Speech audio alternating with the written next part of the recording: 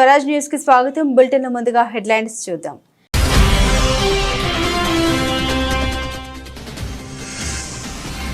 కొత్త ఎంఎస్ఎంఈ పాలసీని ఆవిష్కరించిన సీఎం రేవంత్ రెడ్డి. వ్యాపారాలు పెట్టుబడుల విస్తరణకు వీలుగా కొత్త పారిశ్రామిక విధానం.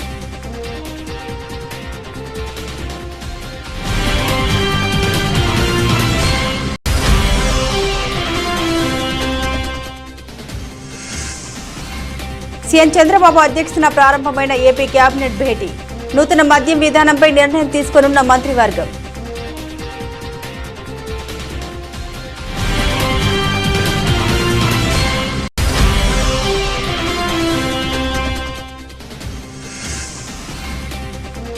హైడ్రాను ఆపే ప్రసక్తే లేదు. తేల్చి చెప్పిన రేవంత్ రెడ్డి ప్రభుత్వానికి సహకరించి మద్దతు ఇవ్వాలని విజ్ఞప్తి.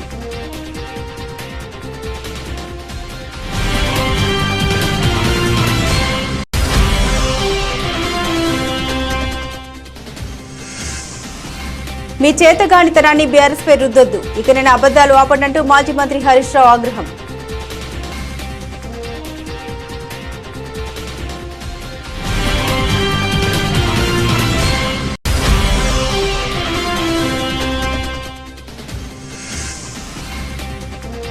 జమ్మూ కాశ్మీర్లో 10 ఏళ్ల తర్వాత అసెంబ్లీ ఎన్నికలు.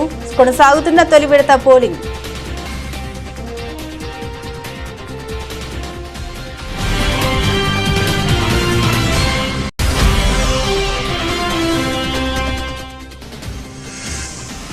నాలుగున్నర ఏళ్లలో 1,29,00,000 చేసిన స్టాక్ ఏకంగా 2,818% గ్రోత్.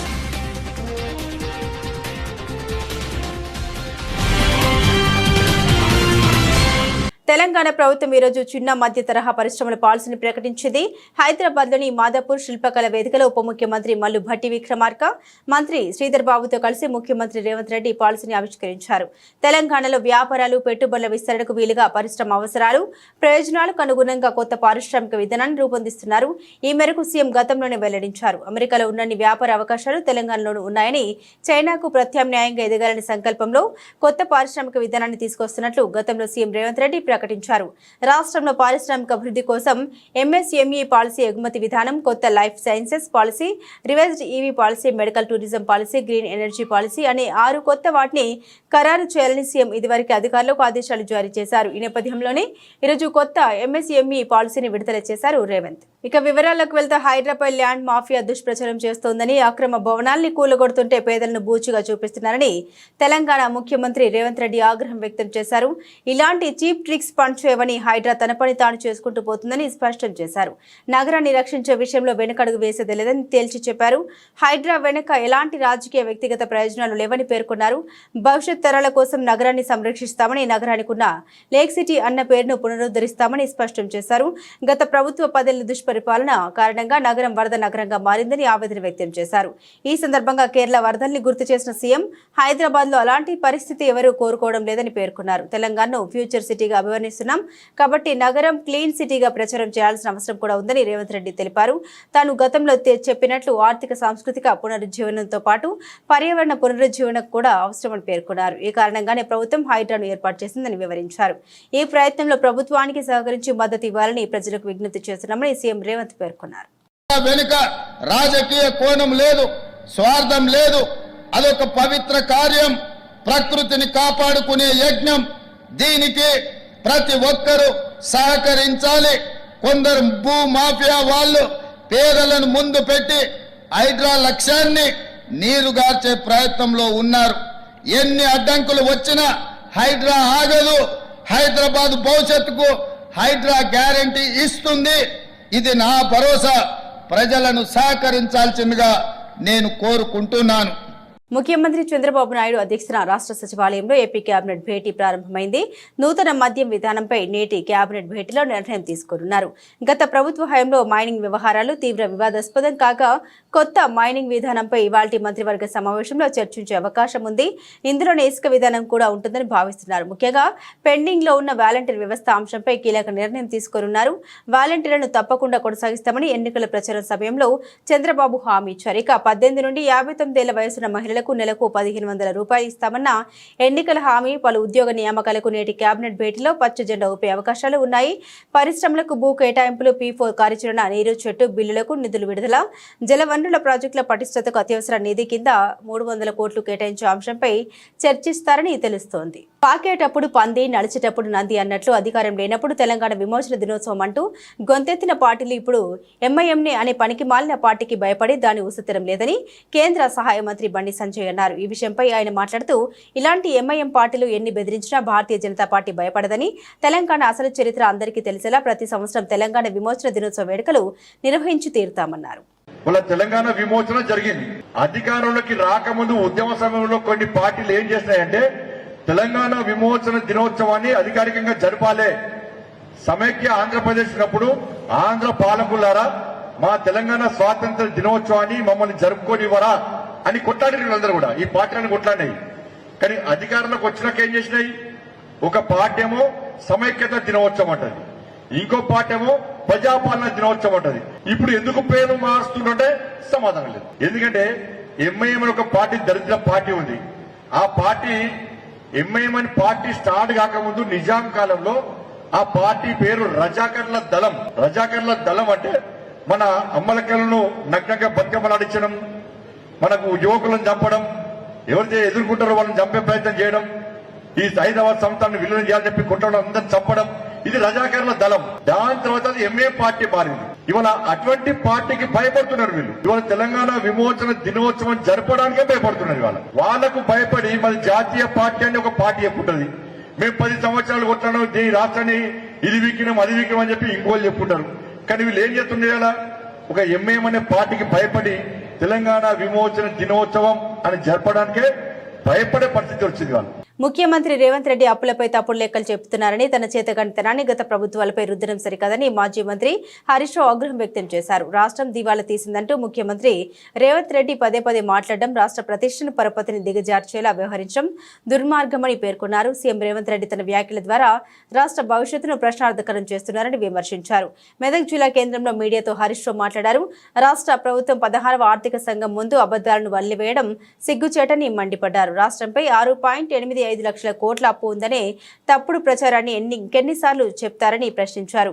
పబ్లిక్ మీటింగ్ లో, ప్రచార సభల్లో 16వ ఆర్థిక సంఘం ముందు చివరికి ప్రజాపాలన దినోత్సవ వేదికగా అదే తొండి వాదన వినిపించడం వల్ల రాష్ట్రానికి వచ్చే ప్రయోజనం ఏమిటని నిలదీశారు హరీష్ రావు. ఎంతసేపు అప్పులని మాట్లాడుతున్నావు కదా, మరి కేసీఆర్ పెంచిన ఆస్తుల గురించి ఎందుకు మాట్లాడు?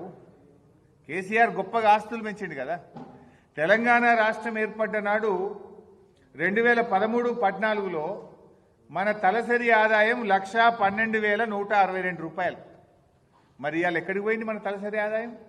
3,47,229. దేశంలో నంబర్ 1 తెలంగాణ. ఈ దేశంలో 28 రాష్ట్రాల్లో తలసరి ఆదాయంలో అగ్రభాగాన తెలంగాణను నిలబెట్టిన కేసీఆర్ గురించో, ఆ తలసరి ఆదాయం గురించి నీకెందుకో నోరు రాదు. జిఎస్డిపి మన రాష్ట్ర స్థూల ఉత్పత్తి రాష్ట్రం ఏర్పడ్డ నాడు 4,51,000 కోట్లుంటే ఈరోజు 14,63,000 కోట్లకు పెంచారు. 160% పెరిగింది. దీని గురించి రేవంత్ రెడ్డి నోట్లకెళ్ళి ఎందుకో రాదు. ఇది రాష్ట్ర సంపద పెరిగింది, రాష్ట్రంలో పౌరుల సంపద పెరిగింది, తలసరి ఆదాయం పెరిగింది, ఆస్తుల కల్పన జరిగింది, దేశ జీడిపికి 5.1% మనము కాంట్రిబ్యూట్ చేస్తూ ఉన్నాం. ఇలాంటి మంచి మాటలు రేవంత్ రెడ్డి నోట రావు, అన్ని అబద్ధాలు, గోబల్స్. హైదరాబాద్ మహానగరంలో గణేష్ నిమజ్జన ప్రక్రియ ప్రశాంతంగా ముగిసిందని పోలీస్ కమిషనర్ సివి ఆనంద్ తెలిపారు. గతంలో కంటే ఈ ఏడాది 3 గంటల ముందే నిమజ్జన ప్రక్రియ పూర్తి చేసినట్లు పేర్కొన్నారు. నిమజ్జనానికి సహకరించిన ఖైరతాబాద్ గణేష్ ఉత్సవ సమితితో పాటుగా ప్రతి ఒక్కరికి ధన్యవాదాలు తెలిపారు. ట్రాఫిక్ దృష్ట్యా బుధవారం ఉదయం 10:30 అన్ని జంక్షన్లు, ఫ్లైఓవర్లను తెరిచామని తెలిపారు. అయితే గణేష్ నిమజ్జన ప్రక్రియ బుధవారం ఉదయం 7 గంటల వరకు ముగిసేలా ప్లాన్ చేశామని సిపి తెలిపారు. కానీ కొన్ని మండపాల నిర్వాహకులు సహకరించకపోవడం వల్ల ఆలస్యం జరిగిందన్నారు. వచ్చే ఏడాది ముందే మండపాల నిర్వాహకులు నిర్వాహకులతో సమావేశమై సమయానికి నిమజ్జనం పూర్తయ్యేలా చర్యలు తీసుకుంటామన్నారు. ఈసారి చాలా వాహనాలు ఫెయిల్ కావడం, భారీ గణనాథులకు విద్యుత్ తీగలు అడ్డు తగలడం వంటి కారణాలతో కూడా నిమజ్జన ప్రక్రియ ఆలస్యమైందన్నారు. గత 10 రోజుల నుండి హుస్సేన్ సాగర్ లో 1,00,000కు పైగా గణనాథుల్ని నిమజ్జనం చేసినట్లు పేర్కొన్నారు. నిన్న ఒక్కరోజే సుమారు 20,000 దాకా నిమజ్జనం చేసినట్లు తెలిపారు. ఇక నిమజ్జన ప్రక్రియ బందోబస్తుకు 25,000 మంది విధుల్లో ఉన్నారని తెలిపారు. ఇందులో సిటీ నుండే 15,000 మంది పోలీసులు ఉన్నారని సివి ఆనంద్ పేర్కొన్నారు. నిమజ్జన కార్యక్రమం ఇప్పుడు కూడా పూర్తి కాలేదు, ఇంకా కొద్దిగా మిగిలి ఉంది. కానీ పోలీస్ బందోబస్తు పరంగా ఎప్పుడైతే మేము ట్రాఫిక్ రిలీజ్ చేస్తామో అప్పుడు బందోబస్తు ప్రజల కోసం పూర్తయిందని మేము భావిస్తాము. ఆ విధంగా చూస్తే ఈరోజు 10:30కు అన్ని జంక్షన్స్ కూడా మేము ఫ్రీ చేయగలిగాము. గత సంవత్సరంతో పోల్చుకుంటే దాదాపు 3 గంటల పొదుపు మేము చేయగలిగాము. దాదాపు 1000 విగ్రహాల నిమజ్జనము ఇంకా మిగిలి ఉందో అది మేము నెక్లెస్ రోడ్లో ఒక ప్రణాళిక ప్రకారం 4 రోజుల్లో అవన్నీ అక్కడ పార్కింగ్ చేసి ప్రజలకు ఎటువంటి ఇబ్బంది లేకుండా ట్రాఫిక్ మొత్తం కూడా సజావుగా నడిచే విధంగా చర్యలు తీసుకున్నాం. అన్ని ఫ్లైఓవర్స్ కూడా ఓపెన్ చేశాము. అన్ని జంక్షన్స్లో కూడా ట్రాఫిక్ నడుస్తూ ఉంది. ఇప్పుడు traffic, law and order task force వాళ్ళందరూ కూడా ఎంతో కృషి చేసి అది కరెక్ట్ సమయానికి నిమజ్జనం అయ్యే విధంగా చర్యలు తీసుకున్నారు. ప్రణాళిక ప్రకారం సౌత్ జోన్లో మండప నిర్వాహకులు ఎస్పెక్ట్ వచ్చారు, వారి విగ్రహాల్ని తొందరగా తరలించారు. అందుకే రాత్రి 10:30 ప్రాంతంలో నయాపూల్ దాటింది లాస్ట్ విగ్రహం సౌత్ జోన్ నుండి. నేను మా అధికారులందరికీ, పోలీస్ ఆఫీసర్స్, సిటీ పోలీస్ చెందిన ఆఫీసర్స్, అదే కాకుండా బయట నుంచి వచ్చిన ఆఫీసర్స్, సిబ్బంది. పెద్దపల్లి జిల్లా రామగుండంలోని సింగరేణి ఇన్స్టిట్యూట్ ఆఫ్ మెడికల్ కాలేజీలో ప్రైవేట్ కాంట్రాక్ట్ ఏజెన్సీలో పనిచేస్తున్న మహిళా కార్మికుల్ని లైంగికంగా వేధిస్తున్న వారిపై చట్టపరంగా చర్యలు తీసుకోవాలంటూ ఆందోళన చేపట్టారు. ఈ మేరకు మెడికల్ కాలేజీ ప్రధాన గేటు ముందు ఐక్య స్వచ్ఛంద సంఘాల ప్రతినిధులు పెద్ద ఎత్తున పాల్గొని నిరసన ప్రదర్శన చేపట్టారు. అమాయకులైన కాంట్రాక్టు మహిళా కార్మికులకు వేధిస్తున్న కామ పిశాచాలపై ఉన్నతాధికారులు చర్యలు తీసుకోవాలని నినాదాలు చేశారు. మహిళలకు ఉద్యోగ భద్రత లేకుండా పోతుందని పేర్కొన్నారు. ఈ సందర్భంగా స్వచ్ఛంద సంస్థల ప్రతినిధి మద్దెల దినేష్ మాట్లాడారు. మహిళల్ని వేధిస్తున్న వారికి ప్రజాప్రతినిధులు అండగా ఉన్నారని ఆరోపించారు.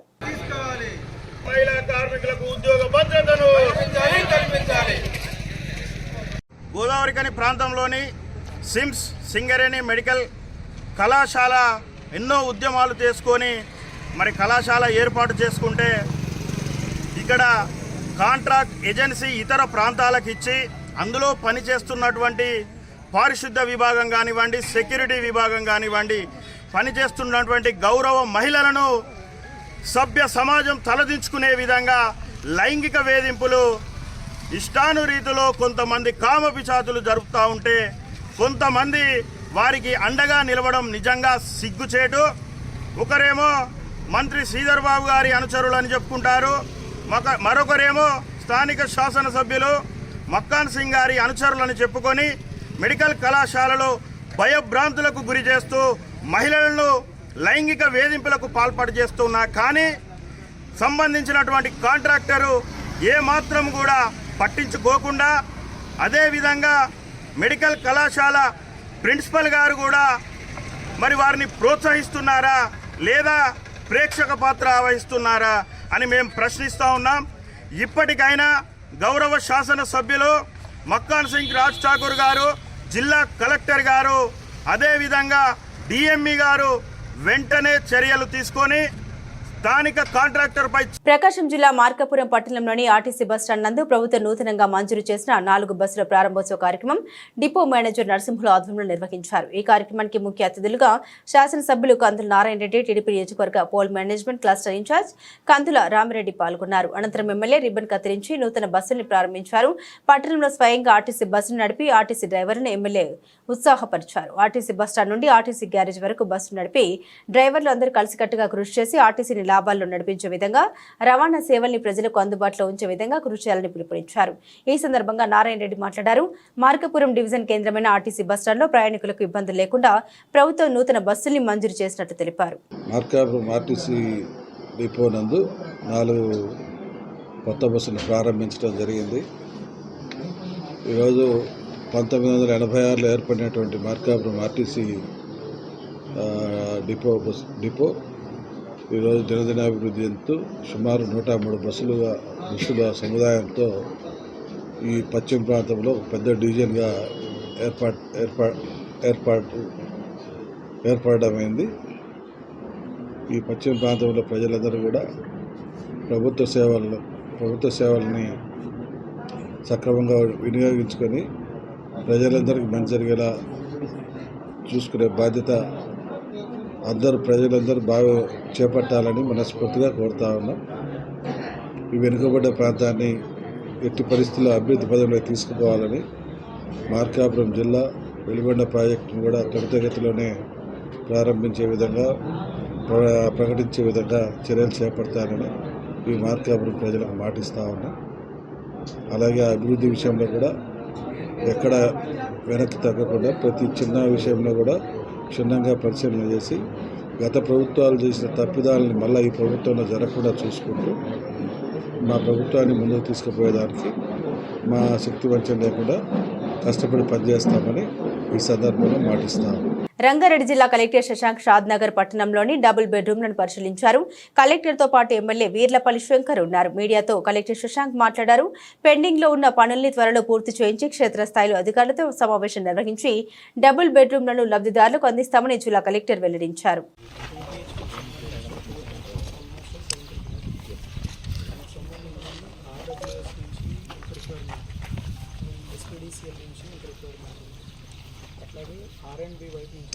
జిల్లాలోని షాద్నగర్ నియోజకవర్గంలో గౌరవ ఎమ్మెల్యే శంకరయ్య గారి ఆధ్వర్యంలో మనకు ఏదైతే డబుల్ బెడ్రూమ్ ఇళ్ళు పూర్తి చేసుకోవాల్సిన అవసరం ఉందో వాటిని క్షేత్రస్థాయిలో అధికారులతోటి అట్లాగే ఇక్కడ ఉన్న ఇతర అంశాలను పరిశీలించడానికి వారి ఆధ్వర్యంలో క్షేత్రస్థాయి పర్యటన చేయడం జరిగింది. ఇక్కడ ఉన్న ఈ డబుల్ బెడ్రూమ్ ఇళ్ళని ఎంత పూర్తిగా మనము అందుబాటులోకి తీసుకురావాలన్న ఉద్దేశంతో ఈ విజిట్ చేయడం జరుగుతూ ఉంది. దీనికి సంబంధించిన వివరాలన్నీ కూడా అధికారులతోటి చర్చించి సమీక్షించుకొని మళ్ళీ అతి త్వరలో వీటిని లబ్ధిదారులకు అందుబాటులోకి తీసుకురావాలన్నది దీంట్లో ఉన్న ప్రధానమైన ఉద్దేశం. దానికి సంబంధించిన అవసరాలు ఏమేమి ఉన్నాయి, ఇంకేమేమి పూర్తి చేయాలన్నది మేము అధికారులతో కూడా చర్చించడం జరుగుతూ ఉంది. షాద్నగర్ నియోజకవర్గ లబ్ధిదారులకు వీటిని త్వరలో అందుబాటులోకి తీసుకురావాలని చెప్పేసి ఎమ్మెల్యే గారు పట్టుబట్టి ఈ కార్యక్రమాన్ని ఇక్కడ పెట్టించడం జరిగింది. దానికి సంబంధించి అందరూ కూడా సమన్వయంతో పనిచేయడం జరుగుతుంది. అలనాటి తెలుగు సినీ హాస్య నటుడు పద్మశ్రీ రేలంగి వెంకటరామయ్య కాంస్య విగ్రహాన్ని ఈ 19వ తేదీన రాష్ట్ర పర్యాటక శాఖ మంత్రి దుర్గేష్ ప్రారంభం ఆవిష్కరిస్తారు. గోదావరి ఘటన ఏర్పాటు చేసిన ఈ విగ్రహాన్ని ఆ రోజు ఉదయం 9:30 ప్రజాప్రతినిధులు, అధికారులు, పుర ప్రముఖుల సమక్షంలో మంత్రి దుర్గేష్ విగ్రహాన్ని ఆవిష్కరిస్తారని విగ్రహ నిర్మాణ కమిటీ తెలిపారు. ఆనం రోటరీ హాల్లో మంగళవారం జరిగిన మీడియా సమావేశంలో కమిటీ నాయకులు రెడ్డి రాజు మాట్లాడుతూ తొలితరం తెలుగు సినీ పరిశ్రమలో ఎన్టీఆర్, ఏఎన్ఆర్ లాంటి అగ్ర నటులతో సమానంగా హాస్య నటుడు రేలంగి కూడా సినిమా రంగంలో అన్నగా గుర్తింపు లభించిందన్నారు. తన హాస్య నట కౌశల్యంతో తెలుగు ప్రజల గుండెల్లో చిరస్థాయిగా నిలిచారని కొనియాడారు. అటువంటి మహానుభావుని విగ్రహాన్ని దాతల సహకారంతో శ్రీ గౌడ శెట్టి బలిజ, శ్రీశయన యాత ఈడిగా సంక్షేమ సంఘం ఆధ్వర్యంలో గోదావరి ఘటన ఏర్పాటు చేస్తున్నామని తెలిపారు.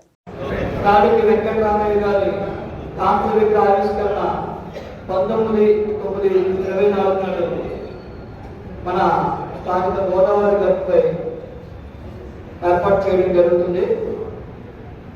ముందే మన పెద్దలందరూ మా సంఘీయులందరూ కూడా తెలియజేయడం జరిగిన పెద్దలు.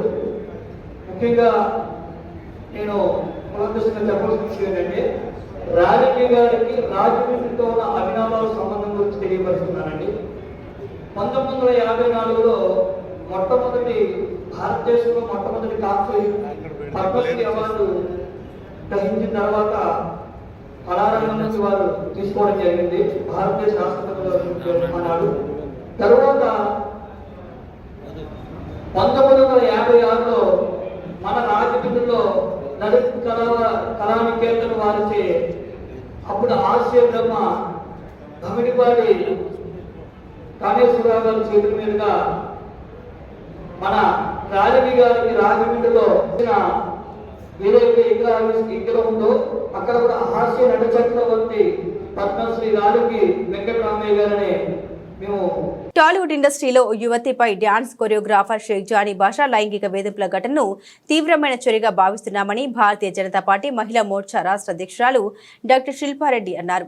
ఈ విషయమై ఆమె మాట్లాడుతూ యువతిని 5 ఏళ్ల పాటు నరకను చూపించడంతో పాటు వేధింపులు, దాడులకు పాల్పడడం, మతం మారాలంటూ ఒత్తిళ్లకు గురి చేయడాన్ని భారతీయ జనతా పార్టీ తీవ్రంగా ఖండిస్తుందన్నారు.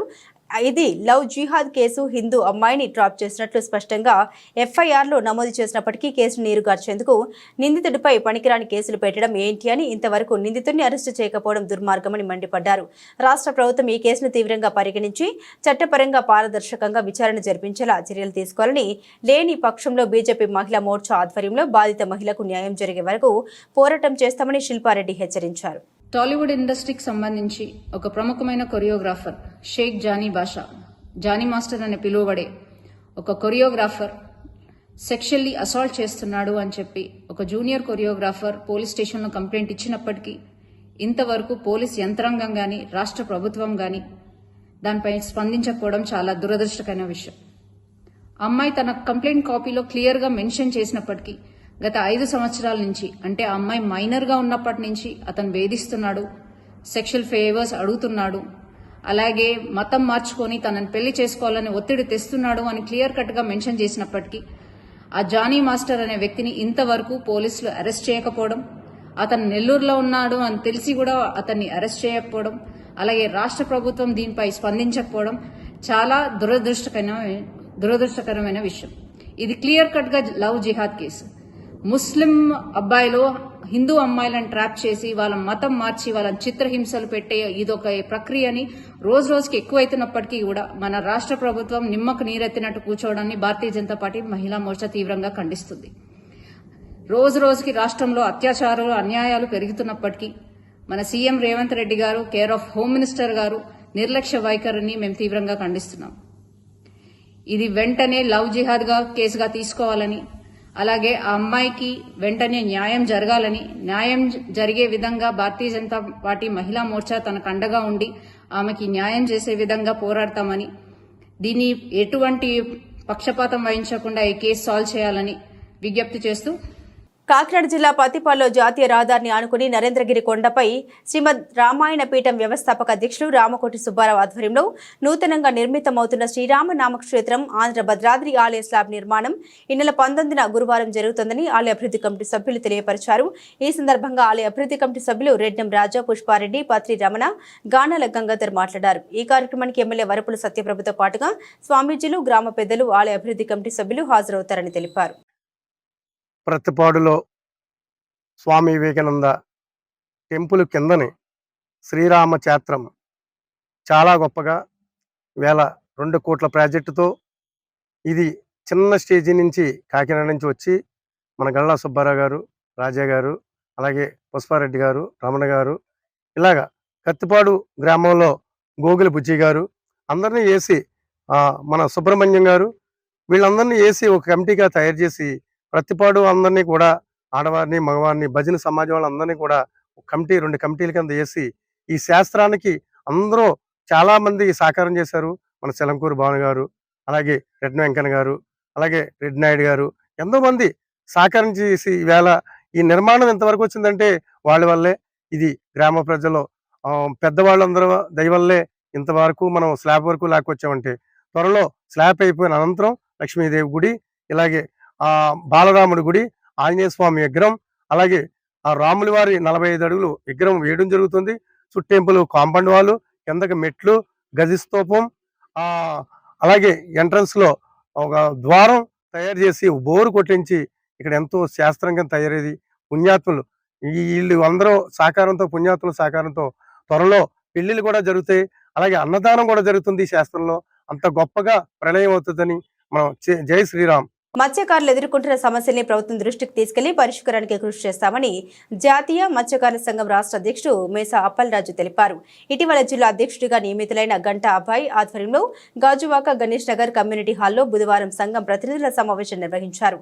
ఈ సందర్భంగా అప్పలరాజు మాట్లాడుతూ చేపల వేటపైన ఆధారపడి జీవిస్తున్న మత్స్యకారు కుటుంబాలు ఆర్థికంగా నిలదొక్కుకోవాలనే ఉద్దేశంతోనే వారు ఎదుర్కొంటున్న అనేక సమస్యల్ని దశల వారీగా పరిష్కారం లభించేలా సంఘం కృషి చేస్తోందని అన్నారు. జిల్లాలోని మత్స్యకారులందరూ అందరినీ ఒకే తాటిపైకి తీసుకొచ్చి వారి అభివృద్ధికి పాటుపడతామని తెలిపారు. చేసినటువంటి సేవలను గుర్తించి జాతీయ మత్స్యకార సంఘం తరఫున మేము ఆయనకి ప్రకటిస్తూ లెటర్ కూడా బాధ్యత లెటర్ కూడా ఇవ్వడం జరుగుతుంది. కారణం ఏంటంటే ముఖ్యంగా మా జాతీయ మత్స్యకార సంఘం అందరికీ 1979లో మా జాతీయ మత్స్యకార సంఘాన్ని మా బీహార్ రావు గారు మర్రి రామచంద్రరావు గారు దీన్ని రిజిస్ట్రేషన్ చేసి మా మత్స్యకారులకు సేవలు అందించడం జరిగింది ఈ సంఘం తరఫున. అలాగే మన ఇండియాలో 24 రాష్ట్రాల్లో ఏదైనా సంఘం ఉంది అంటే అతిపెద్ద సంఘం మా జాతీయ మత్స్యకార సంఘం. మన జాతీయ మత్స్యకార సంఘంలో మేమందరం ఆ కుటుంబ సభ్యులుగా ఉండడంలో మేము మాకు ఎలాంటి అవకతవకలు ఉన్నా మత్స్యకారులకు ఎలాంటి సమస్యలు ఉన్నా అందరూ కలిసికట్టుగా ఉండి మేము ఈ విషయాన్ని పరిష్కారాలు తీసుకెళ్తూ ఉంటాం. అలాంటి పరిష్కారం తీసుకెళ్ళేటప్పుడు ప్రతి స్టేట్లో కమిటీలు ఉండాలి, ప్రతి జిల్లాలో కమిటీలు ఉండాలి, ప్రతి మండలంలో కమిటీలు ఉండాలి, విలేజ్ స్థాయిలో నుంచి కూడా కమిటీలు వేసి ఈ సంఘం ద్వారా మత్స్యకారులకి సేవ చేయాలన్న దృక్పథంలోనే మేము ముందుకెళ్తున్నాం అనేసి ఈ సభాపూర్వకంగా ఈ మీడియా సభ్యులకు మేము తెలియజేస్తున్నాం. భారత్లో అత్యంత సమస్యాత్మక ప్రాంతం జమ్మూ కాశ్మీర్లో 10 ఏళ్ల తర్వాత అసెంబ్లీ ఎన్నికలు జరుగుతున్నాయి. 2019లో ఆర్టికల్ 370 రద్దు తర్వాత జరుగుతున్న ఎన్నికలు కావడంతో ప్రాధాన్యత సంతరించుకుంది. కాశ్మీర్ లోయలో ఇవాళ తొలి విడత పోలింగ్ జరుగుతుంది. పోలింగ్ ప్రశాంతంగా కొనసాగుతున్నట్లు అధికారులు వెల్లడించారు. మధ్యాహ్నం 1 గంట వరకు 41.17% పోలింగ్ నమోదైంది. జమ్మూ కాశ్మీర్ అసెంబ్లీలో మొత్తం 90 స్థానాలు ఉండగా తొలి విడతలో 24 స్థానాలకు పోలింగ్ నిర్వహిస్తున్నారు. 24 స్థానాల్లో 219 మంది అభ్యర్థులు బరిలో ఉన్నారు. సాయంత్రం 6 గంటలకు పోలింగ్ జరగనుంది. ఉగ్రవాద దాడుల నేపథ్యంలో జమ్మూ కాశ్మీర్ వ్యాప్తంగా కట్టుదిట్టమైన భద్రత ఏర్పాట్లు చేశారు. తనిఖీలు ముమ్మరం చేశారు. ప్రస్తుతం స్టాక్ మార్కెట్లు చాలా కంపెనీలు తమ ఇన్వెస్టర్లకు మంచి రాబడుల్ని అందిస్తున్నాయి. ఈ క్రమంలో ప్రముఖ పారిశ్రామికవేత్త అనిల్ అంబానీకి చెందిన కంపెనీ రిలయన్స్ పవర్ కూడా దీర్ఘకాలిక పెట్టుబడిదారులకు మంచి లాభాల్ని అందించింది. అంతేకాదు దీనిలో ఇన్వెస్ట్ చేసిన పెట్టుబడిదారులను ధనవంతులను చేసింది. అయితే ఇన్నేళ్లలో ధనవంతులయ్యారనే విషయాల్ని ఇక్కడ తెలుసుకుందాం. గత కొన్ని రోజులుగా రిలయన్స్ పవర్ షేర్లు రాకెట్ల దూసుకుపోతున్నాయి. అనిల్ అంబానీ కంపెనీ పవర్ షేర్లు బుధవారం సెప్టెంబర్ 18వ తేదీన 5% పెరిగి 32.98కి చేరాయి. జూన్ 30, 2024 వరకు మొత్తం ప్రాతిపదికన కంపెనీ నికర విలువ 11,155 కోట్లు అని కంపెనీ తెలిపింది. విదర్భ ఇండస్ట్రీస్ పవర్ లిమిటెడ్ తన అనుబంధ సంస్థ కాదని రిలయన్స్ పవర్ తన ఎక్స్చేంజ్ ఫైలింగ్ లో పేర్కొంది. CFM asset reconstructions private limited తో కంపెనీ అన్ని వివాదాల్ని పరిష్కరించుకున్నట్లు వెల్లడించింది. దీంతో సెప్టెంబర్ 18, 2024 తేదీన ఈ కంపెనీ షేర్లు 32.98కి చేరుకున్నాయి. ఈ క్రమంలోనే గత 4.5 ఏళ్లలో రిలయన్స్ పవర్ షేర్లు 2,818% పెరగడం విశేషం. అనిల్ అంబానీ కంపెనీ షేర్లు మార్చి 27, 2020న 1.13గా ఉండేవి. కానీ ప్రస్తుతం సెప్టెంబర్ 18, 2024 నాటికి ఈ కంపెనీ షేరు ధర 32.98కి చేరుకుంది. అంటే 4.5 ఏళ్లలోనే 28% పైగా పుంజుకుంది. ఈ నేపథ్యంలో ఒక వ్యక్తి మార్చి 27, 2020న రిలయన్స్ పవర్ షేర్లో 1 లక్ష పెట్టుబడి పెట్టి తన పెట్టుబడి మొత్తాన్ని అలాగే ఉంచినట్లయితే షేర్ల ప్రస్తుత ధర 32.98 ప్రకారం 29.18 లక్షలు వచ్చాయని చెప్పవచ్చు. బులెటిన్ ముగించే ముందు హెడ్లైన్స్ మరోసారి.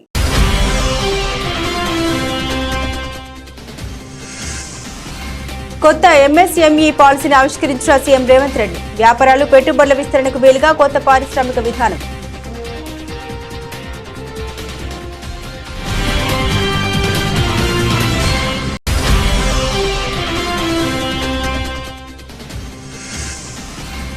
సీఎం చంద్రబాబు అధ్యక్షతన ప్రారంభమైన ఏపీ కేబినెట్ భేటీ.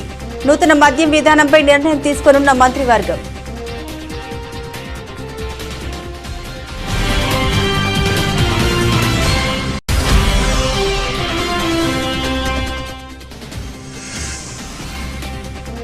హైడ్రాను ఆపే ప్రసక్తే లేదు. తేల్చి చెప్పిన రేవంత్ రెడ్డి ప్రభుత్వానికి సహకరించి మద్దతు ఇవ్వాలని విజ్ఞప్తి.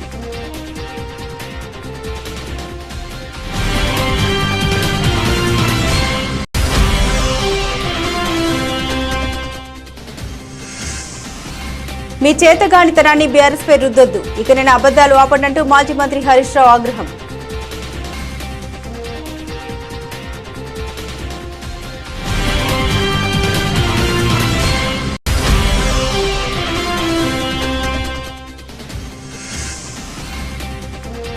జమ్మూ కాశ్మీర్లో 10 ఏళ్ల తర్వాత అసెంబ్లీ ఎన్నికలు కొనసాగుతున్న తొలి విడత పోలింగ్.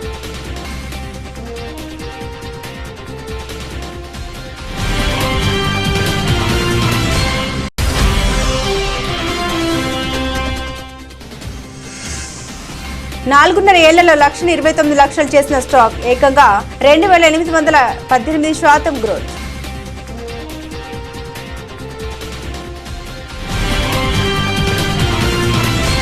ఇవి బులెటిన్లోని విశేషాలు. తిరిగి మరో బులెటిన్తో మళ్ళీ కలుసుకుందాం. అంతవరకు సెలవు. నమస్కారం.